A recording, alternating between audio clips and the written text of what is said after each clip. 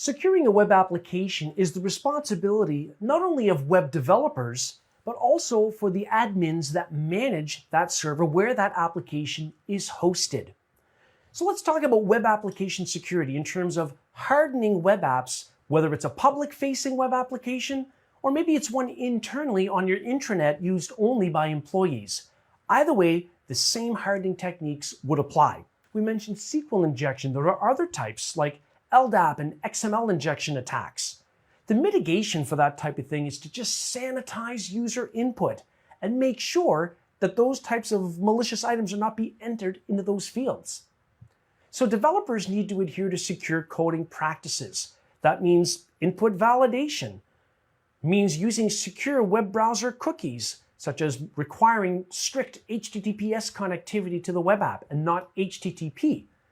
It also means managing HTTP headers. For example, if a web app should be read-only, then it shouldn't allow HTTP put or post methods.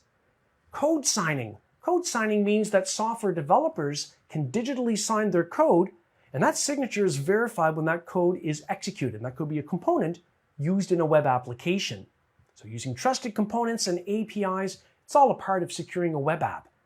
So for software developers, they're going to go through the software development lifecycle, the SDLC, from the initial planning, the initial design of an application, through to the coding, to the testing, the support of that application over time.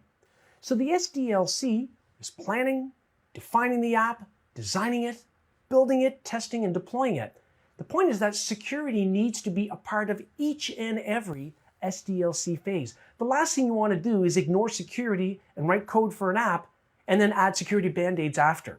The problem is it could result in some serious security problems, which might result in fines or loss in customer confidence. Not only that, it's more expensive and takes more time to fix those things retroactively than just doing it right from the beginning. Software developers also need to think about continuous integration and continuous delivery. It's another one of those buzz terms that we hear a lot of. It's otherwise called CI/CD. All that this means is that we want to have some automation when it comes to things like developers checking in changed code and having it tested for quality assurance, and then having it automatically, for example, perhaps send a push notification to a smartphone so that the user knows there's a new update. So streamlining that and making it quick and automated is what CI/CD is about. Where's the security problem? Well, if you've got an attacker that can somehow manage to make a change to that automation, they might even inject some malicious code when code is compiled and tested and then sent out to customers.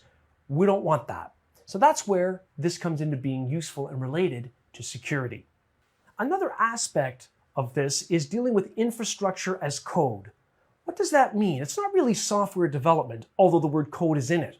What we're really talking about is automation techniques, such as a virtual machine template that you might use in the cloud or on premises.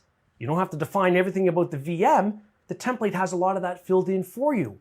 Or cloud templates to automate the deployment of cloud resources. This allows for rapid and consistent provisioning.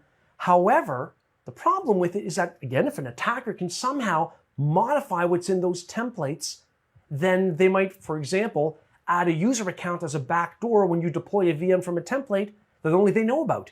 They now might have a way in where before they wouldn't have. Finally, software testing is a very important part of CI/CD. There's a couple of different types. Static testing is often called code review. Sometimes there's nothing better than just another set of eyes to scan through software code looking for problems.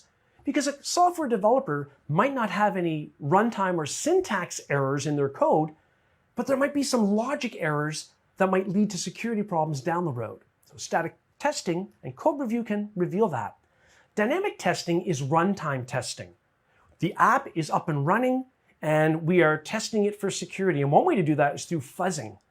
Fuzzing means that you are blasting an application like a web app with randomized, useless data that it's not designed to handle to observe its behavior. Is it crashing? Is it disclosing sensitive information when we try to hand it, a number instead of a text string? That's the purpose of fuzzing, to identify weaknesses and then to harden them. So we have to bear in mind then, for web applications, the responsibility of securing them is borne by the administrators as well as the software developers.